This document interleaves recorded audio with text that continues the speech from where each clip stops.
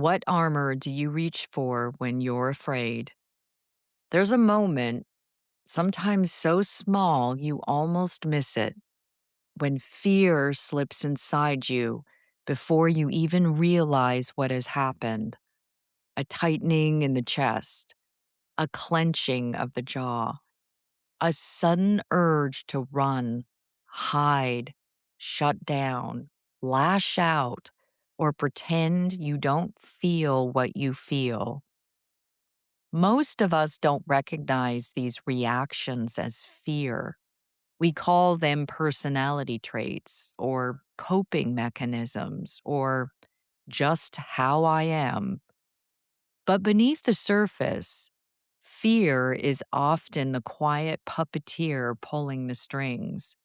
And every time fear rises, we reach for the same armor we learned long ago.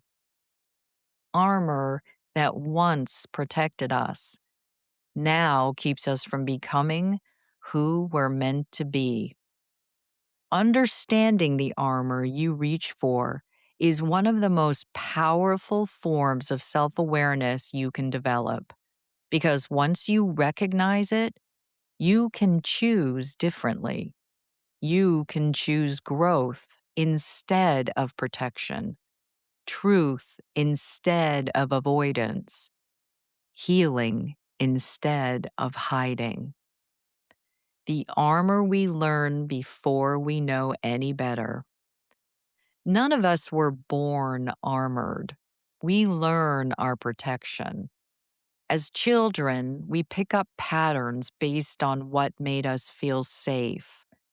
Some of us learn to become invisible. Some learn to become perfect. Some learn to be pleasers. Some learn to be fighters. Some learn to stay busy so we'd never have to feel. Some learn to make others laugh so no one would see our pain. We didn't choose these traits freely. They were survival. They were our shield against the painful, confusing, or overwhelming moments of our early lives. And because they worked for a time, we carried them with us. But armor that protects a child often imprisons an adult. Fear disguises itself as strength. Fear rarely announces itself. It cloaks itself in behaviors that appear strong or controlled. Overthinking, so you never make the wrong move.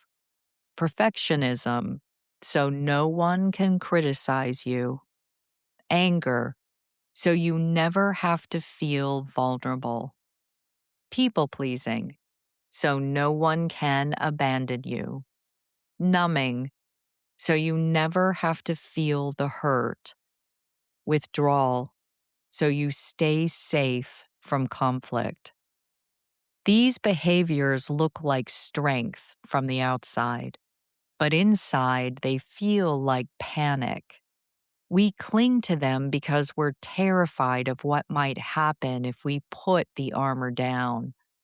Fear convinces us that if we stop controlling, pleasing, hiding, avoiding, or performing, we will fall apart. But the truth is, the armor is what's keeping us stuck. What armor do you reach for? This is not a question to shame you. It's a question to free you. Take a moment. Get honest with yourself. When fear rises in your body, when someone triggers an old wound, when a situation feels risky or uncertain, what is your instinctive reaction? Do you reach for anger? Does it feel safer to bite first so no one can hurt you? Do you reach for silence? Do you disappear into yourself so no one sees you struggle? Do you reach for control? Do you plan, micromanage, overfunction, or hyper-organize to avoid feeling powerless? Do you reach for performance? Do you become who others need you to be instead of who you really are? Do you reach for perfection? Do you demand so much from yourself that failure feels impossible, even if joy becomes impossible too? Do you reach for self sufficiency? Do you refuse to need anyone, even when you're breaking, because relying on someone feels too dangerous? Your armor once protected you. Now it prevents you from receiving the love, connection, and ease you've worked so hard to create. Armor is a story we tell ourselves. Every form of armor is built on a belief. If I show you how I feel, they'll leave. If I don't get it perfect, I'll be judged. If I don't stay strong, everything will fall apart. If I ask for help, they'll see I'm weak. If I let someone close, I'll get hurt again. These stories feel true because they protected us once, but they are outdated. They are echoes from the past masquerading as present day truth, and you can rewrite them. Authentic strength requires vulnerability. Putting your armor down doesn't mean becoming defenseless. It means choosing a different kind of protection, one rooted in truth, grounded boundaries, and self trust. Real strength is saying, I'm hurt, instead of lashing out, saying, I need help, instead of pretending you're fine, saying, no, even when your voice shakes, saying, this bothers me, instead of silently absorbing it, saying, I'm afraid, instead of creating distance. Armor hides you, vulnerability reveals you. Revealing yourself is how you grow. Taking off your armor, one layer at a time. You don't remove armor by ripping it off overnight. You remove it the way you put it on, slowly, instinctively, intentionally. Here's where to begin. 1.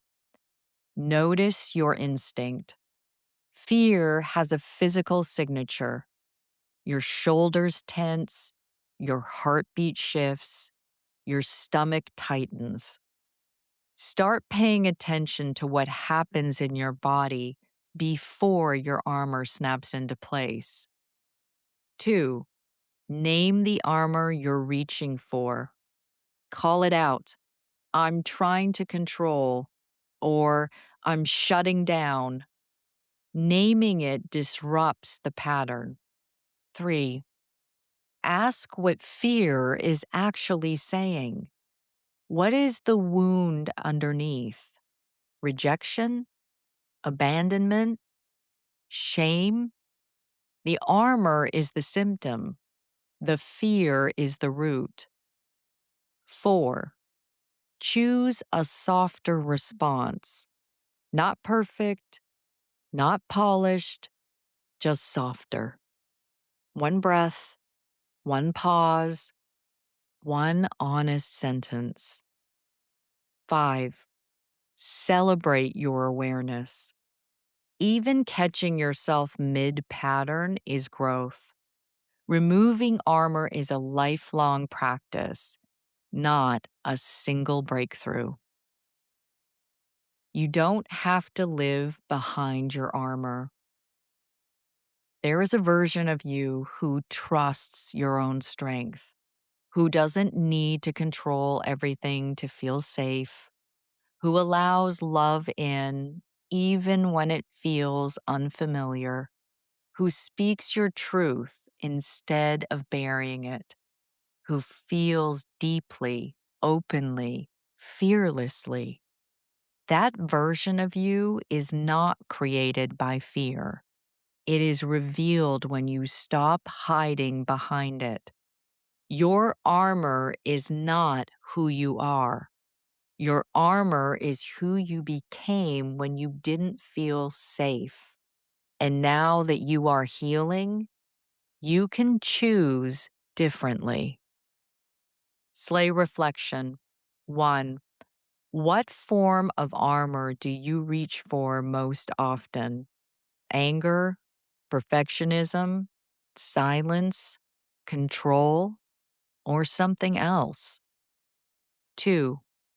What belief sits underneath that armor? 3. When was the first time you remember needing that protection?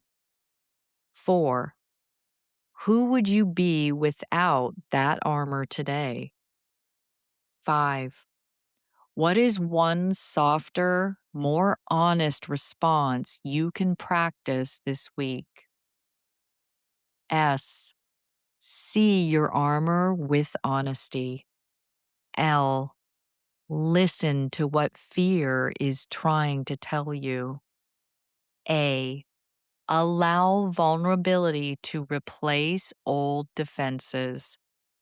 Y. Yield to growth, not protection. Call to action. Join the conversation. I'd love to hear from you. What armor do you reach for when you're afraid? And what does it protect you from? Share your story in the comments. Let's cheer each other on. And if you know someone who's ready to outgrow their old defenses, send them this post. Sometimes all we need is a reminder that we don't have to live life behind a shield. I'm Carrie Genzel, reading a blog from stateofslay.com. Slay on.